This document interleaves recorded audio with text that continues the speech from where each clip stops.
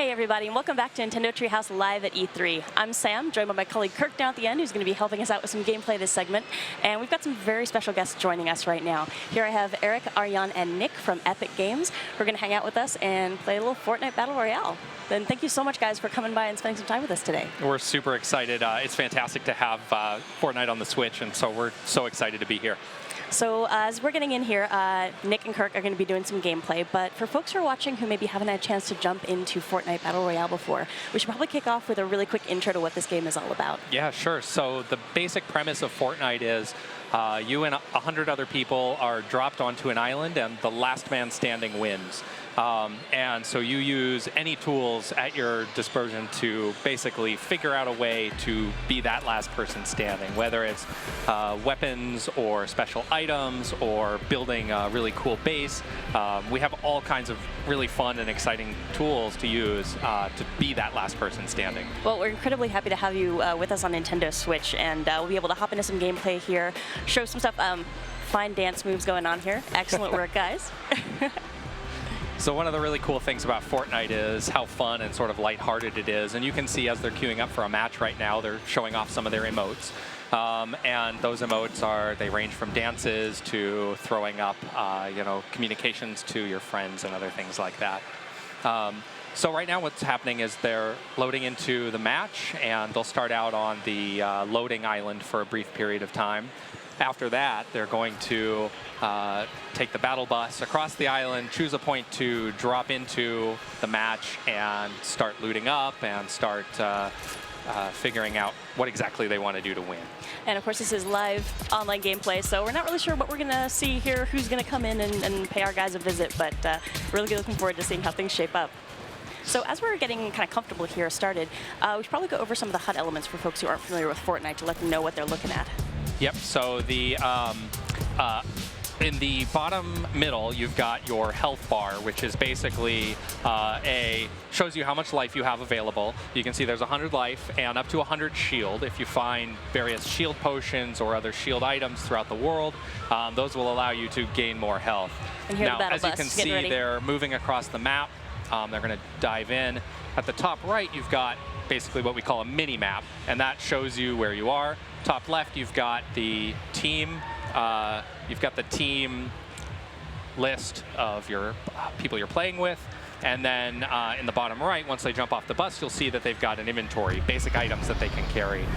Everyone starts with a pickaxe. This is a big part of Fortnite's gameplay is that you can destroy a lot of the objects around the world. So destroying those objects will get you different resources such as wood, stone, or metal. And then with those resources, you can build different objects. So you can build a wall, you can build a ramp, you can build a floor, and those can be used in a variety of different ways. If you want to be, if you just want to be mobile and get around the map to go up a cliff or down a cliff, you want to build a wall for some cover if somebody's shooting at you. These are all sort of the on-the-fly choices that you can make. And I think we'll be able to see a lot more of crafting as we get into the game here. But right now, right at the start, there's a pretty big strategic decision you have to make as far as where you're going to land on the map. Exactly. So it looks like in this match, we're jumping in, starting somewhere a little more remote, so maybe we won't find other players.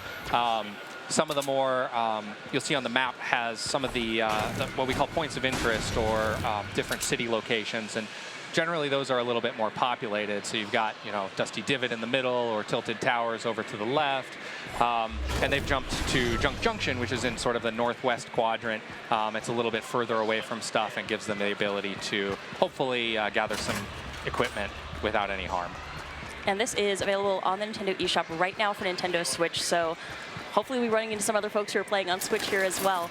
And, nice, got some good gear going there. I do love that when you're first getting started, you really have to decide, okay, are you prioritizing collecting materials, gathering weapons, really what's your approach going to be? And maybe you want to be somewhere more populated so you can try to secure some quick kills. But on the other hand, maybe you want to get out here a little bit further away, build up some resources, and then start trying to approach other players. That's right. And we try to promote as many different styles of play as possible. And so for some players, Tilted Towers is a location that's generally pretty populated because there's a lot of loot there. If you're a more aggressive player, you can go there, and the likelihood of finding another player is very, very high.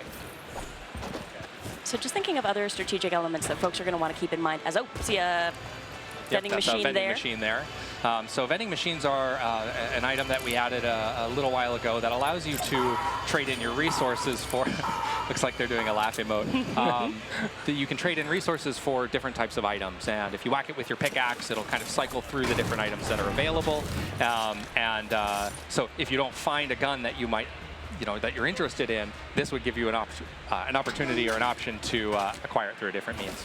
So you can see there is this golden chest. So all around the map are chests randomly placed in various locations, and they're always guaranteed to drop at least one weapon, some ammo, a consumable of some sort, and that's kind of, in the early starting game, something that you really want to seek out. And they do have a pretty specific sound effect, a distinct sound to listen for. So if you're checking out some basements and attics and you're not sure whether or not there's a chest there, the audio is very important. You want to be paying attention for that cue to say, okay, there's a chest nearby. You should spend a little bit more time searching for it. That's right, and it's got kind of a bit of a glowing sound, so you can kind of hear where it is.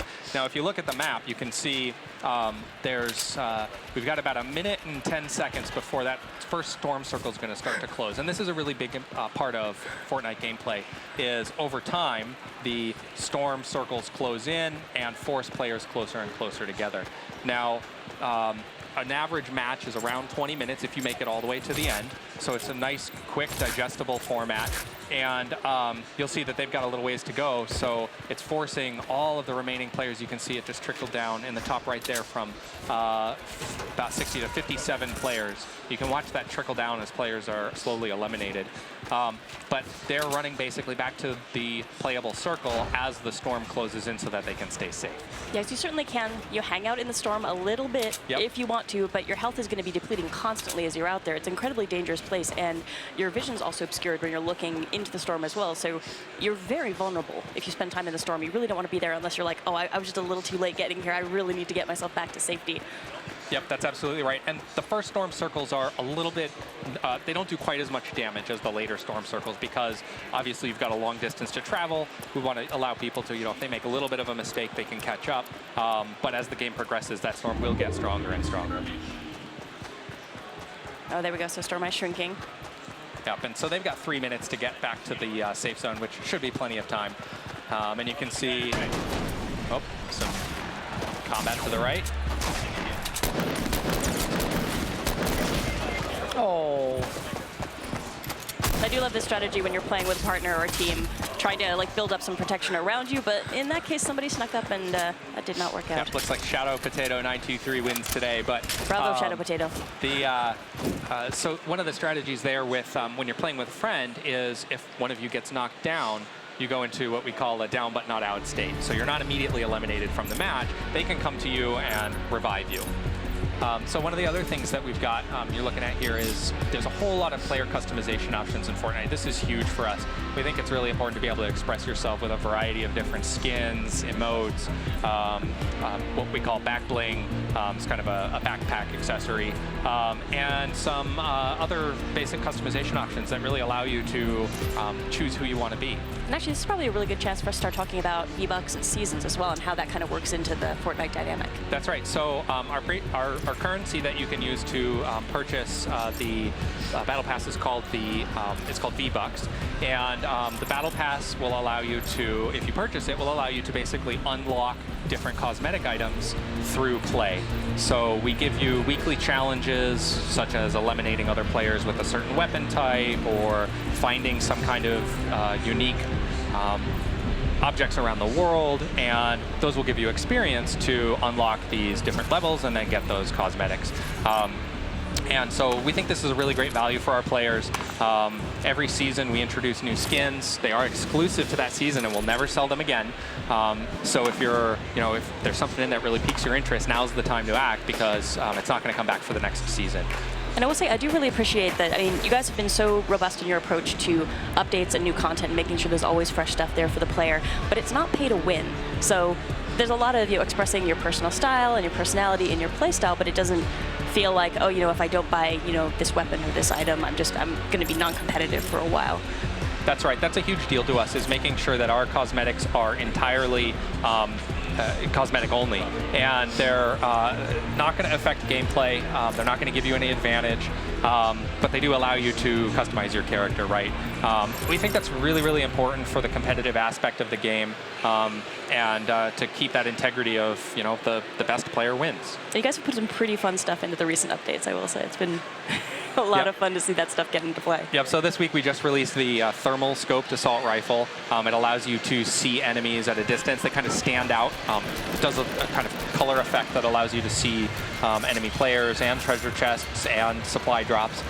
Makes it just much easier to see stuff.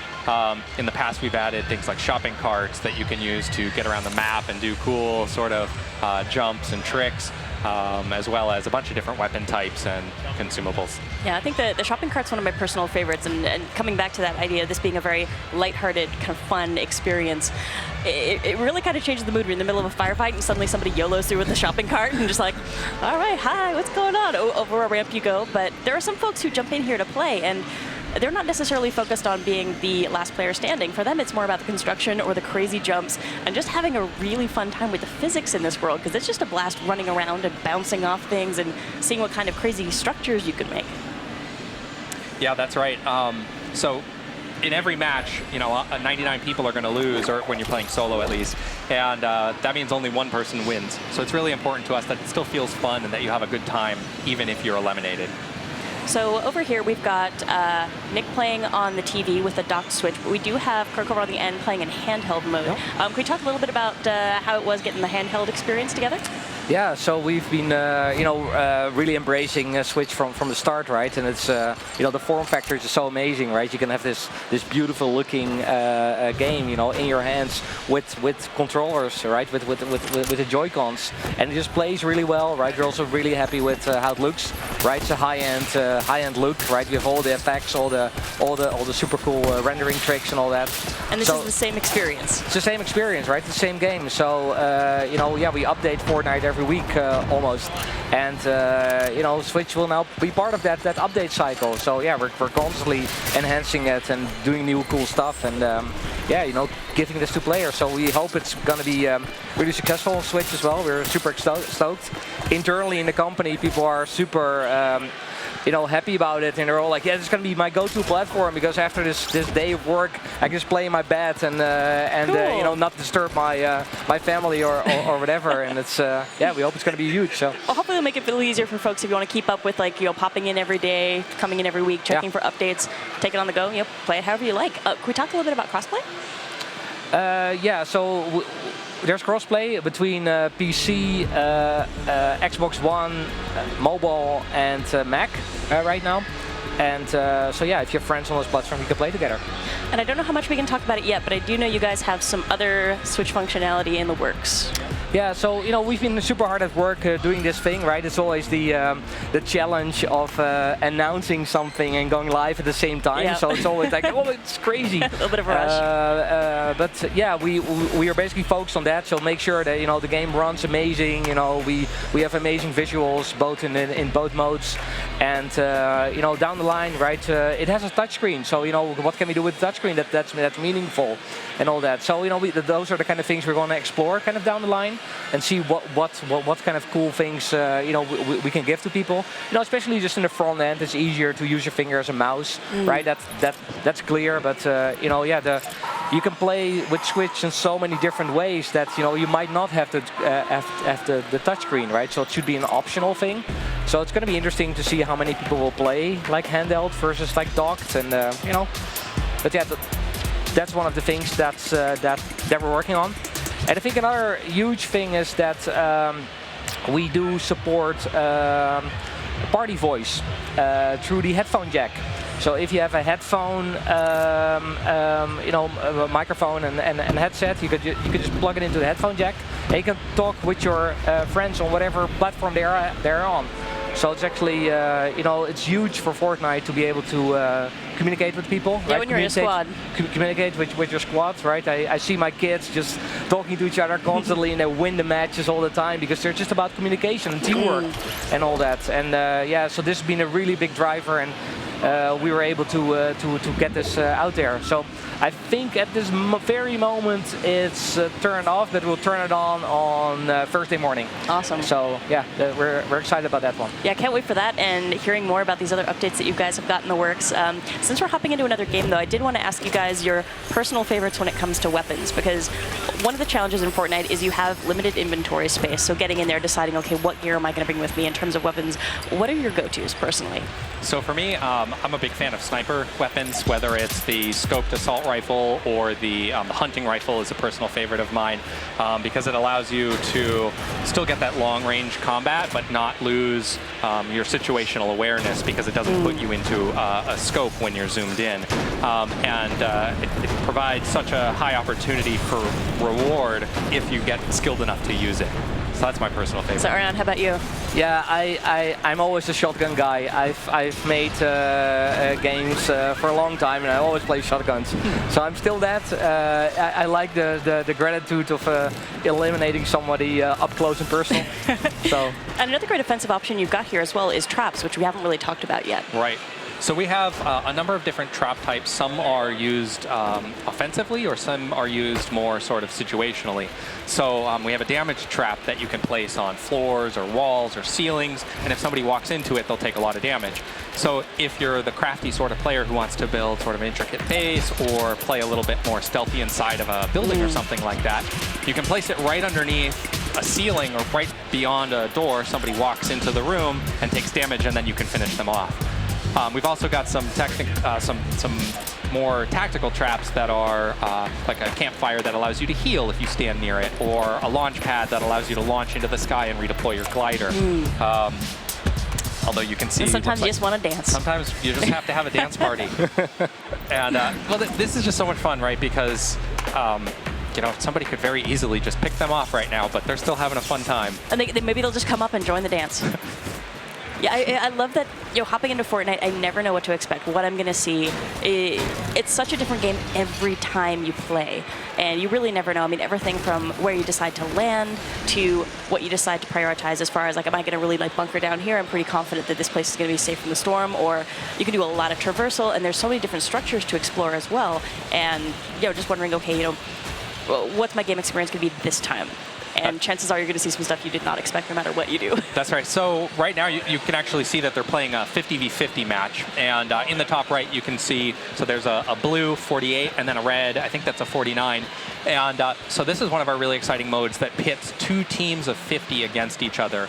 And it's got some slightly different circle timing so that you have a little bit more time to gather up loot. But what happens is it eventually forces this combat in the middle between two gigantic teams.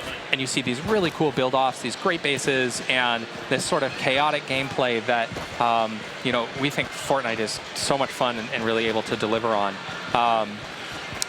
So it's really cool to see teams work together in such a large format, and we've been really excited to watch some of the strategies that evolve there. Yeah, it's fascinating when you get to the end of a match, and sometimes it's almost like abstract art sculptures. Yeah. And it's just amazing to see what people can come up with. And the folks who get really good at building on the fly and building very quickly, it's incredible what you can do as far as defensive work, traversal, and I mean, really just you're going back and forth like combat construction, and it's a very seamless experience. Yep, that's right. So building is a huge part of Fortnite, and using it, like I said, for mobility, for defense, for offense, using it for all different kinds of things is exactly what we really want to encourage. So it's a big part of the game. So another question for both of you, just wondering, for folks who are watching who are maybe thinking, okay, I'm going to bite the bullet, I'm going to jump into Fortnite. Do you have any advice for folks who are going to jump into their first match? Some tips and tricks for having a safe time in there? You know, I think actually 50-50 mode is a really good mode to start, right? You know, the first people you encounter are probably on your same side, right? Because you're basically the map is split in half. So it's you have more opportunity to just find stuff and exchange stuff and see what other people are doing and build really good forts and all that. So it's a really friendly mode to start with, instead of like solo or squad-based modes where you have to have friends, right? So that's great. And you know, I think another thing is just as well, sure, there's these super hot spots where you can go and there's a lot of action happening, but I mostly just try to get as far away from everything as possible and just, you know, Gear up for a little chop bit. down all the trees and find all the stuff and just really be loaded up. And then when I encounter something, I have somebody I can have all the building structures that I make and all that. So there's many different strategies, right? I've seen people just glide forever and they wait until the storm circle is like smaller and then they land. There's so many ways to play it. It's really fun. So one thing we should touch on here is because it looks like I think Nick just picked up a golden suppressed pistol. So we have a rarity system in Fortnite that kind of indicates the rough power of different items. And so it starts with white items being generally the weakest, green items being a little bit stronger. So white being common, then green being uncommon, blue being a little bit stronger, that's considered rare, and then purple is our epic, and then gold is our legendary. And so these different rarities kind of indicate how powerful something is. It's not an exact science, but it's roughly speaking, the gold weapons are better than a white weapon. Yeah, especially as you're starting out, that's a good indicator. Just go by the color system and you'll have a good sense of maybe this is something I should hang on to. Exactly. Generally, they'll be a little bit stronger or they'll do a little bit more damage, that sort of thing. So really keeping track of the different types of weapons that you have and their different rarities is something that's great for keeping track of when you're a new user. In addition, just understanding kind of the basic building mechanics, just learning to build a ramp and getting up, to the top of a building. It'll make it really quick for you to be able to get around the map and try different things.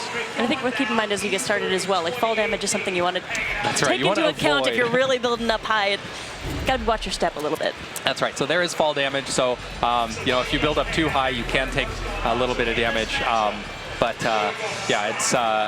That's in order to basically make it so that the building is a little bit more balanced, so that you can't just build up to the sky with no risk. And looking at, say, building cover, the moment you put something up, it's got a little bit of resistance to it. It's going to get stronger as it finishes construction. But if you're in a really tight spot and you just need to throw up a wall for a second to give yourself some breathing room, even if it just went up, it's going to have a little bit of protection for you. That's right. So getting used to flipping back and forth and saying, okay, at the very least, like, can I put a wall in front of myself real quick if I need to? Give myself a second to think about what I'm going to do next. That's right. Yeah, and that's a great way to sort of defend yourself. You see some people build a 1x1 box if they need to bandage or heal up. You can see here, Nick's kind of using that for a little bit of a defensive structure. And so what you'll see a lot of times is if you shoot someone or do a little bit of damage to someone, they'll very quickly build up that defense so that they can assess the situation. And there's some other interesting strategy we could talk about, especially looking at squad play. So maybe as far as your item loadout, what you decide to keep and what your teammates decide to keep, you could really mix it up when you know, okay, we're going to be working and operating as a unit. We don't all have to cover all the bases. Maybe we're going to specialize a little bit as we get into the game. That's right. So the thing that we really love to see is when you've got a squad of people and someone maybe takes a little bit more healing items, because that means the other people have more inventory space to carry more weapons or utility things. Or maybe someone will carry more explosive weapons like a rocket launcher, and then you can share explosive ammo with your teammates, and kind of that strategy of, okay, well, I'm going to carry that this round, or maybe I'll carry a different weapon next round, and kind of getting that whole teamwork aspect going. And sometimes strategy is just, okay, you get to be bait. Go out there and draw some fire for us. I'm usually that person.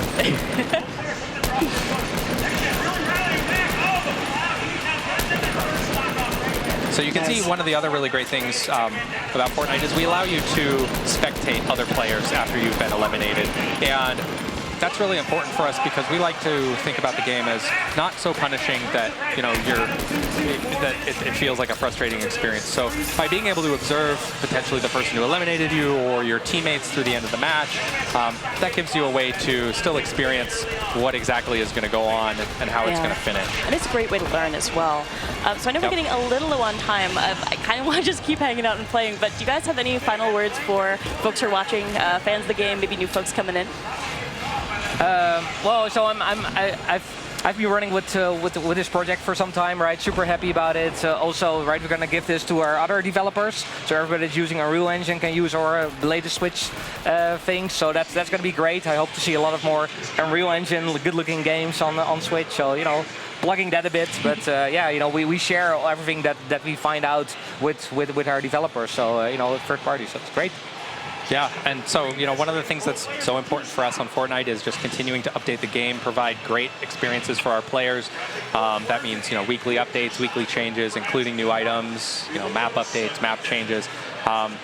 Really making sure that the game feels like a living, breathing world that's evolving and never feels stale. That's so important for us, and we're going to keep doing that as long as we can. Well, thank you so much again, guys, for coming by and hanging out with us. I know you got probably a very busy day ahead of you, but it was great to have a chance to show off a little bit of what this game can do on Nintendo Switch, and hope the rest of the day goes well for you as well. But folks, you're watching again. This was Fortnite Battle Royale on Nintendo Switch. It's in the Nintendo eShop right now. It's free, so I would recommend going to check it out. I'm very excited to jump into this game as well now that my Switch is loading up for it. But thanks for watching, and please do stay tuned. Up next, we're going to be taking another jump into Super Smash Bros. Ultimate and taking a closer look at the Inklings. So please don't go anywhere.